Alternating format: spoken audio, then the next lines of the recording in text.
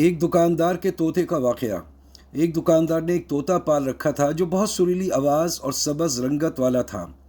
तोते से इस दुकानदार को बहुत मोहब्बत थी।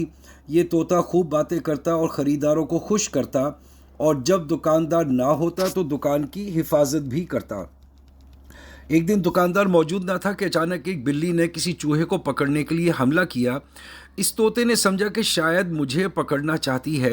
ये अपनी जान बचाने के लिए एक तरफ को भागा। उस तरफ बादाम के रोगन की बोतल रखी थी। चुनाचा सारा रोगन गिर गया। जब दुकानदार आया तो उसने अपनी गद्दी पर तेल की चिकनाहट महसूस की और देखा कि बोतल से तेल गिर गया है। उसने गुस्से में इस तोते के सर पर ऐसी चोट लगाई जिससे उसका सर गंजा हो गया। ये तोता उस दुकानदार से नाराज हो गया और उसने बोलना ही छोड़ दिया।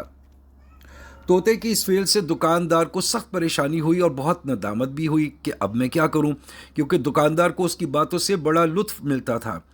कई रोज़ तक इस तोते की खुशामद की, तरह तरह के फल दिए कि खुश हो जाए, लेकिन तोता बिल्कुल खामोश था। इस दुकान पर जो खरीदार आते वो भी उसके खामोश रहने से ताज्जुब और अफसोस करते।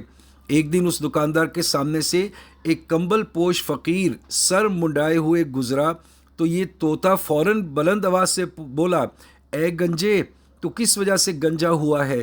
तूने भी किसी बोतल से तेल गिरा दिया होगा। तोते की इस कयास पर लोगों को हंसी आई कि उसने कंबल पोश फ़कीर को भी अपने ऊपर कयास कर लिया। मज़कूरा बाला वाक़े से हासिल होने वाला सबक। इस वाक़े से हज़रत मौलाना रूम रहमतुल्लाह अलैह नसीहत फरमाते हैं कि हमें दूसरों को अपनी हालत पर क़यास नहीं करना चाहिए, इसलिए कि अमूमन लोगों की आदत होती है कि वो दूसरों को अपने ऊपर क़यास कर लेते हैं। ख़ुद अगर किसी गुनाह, बदगुमानी, गीबत, बदनज़री वगैरह में मुब्तला होते हैं तो दूसरों के बारे में भी यही गुमान करते हैं। अगर कोई शख्स खुद दिली तौर पर पाकीज़ा हो और मुत्तकी हो तो दूसरों के बारे में कभी ऐसा नहीं सोचेगा।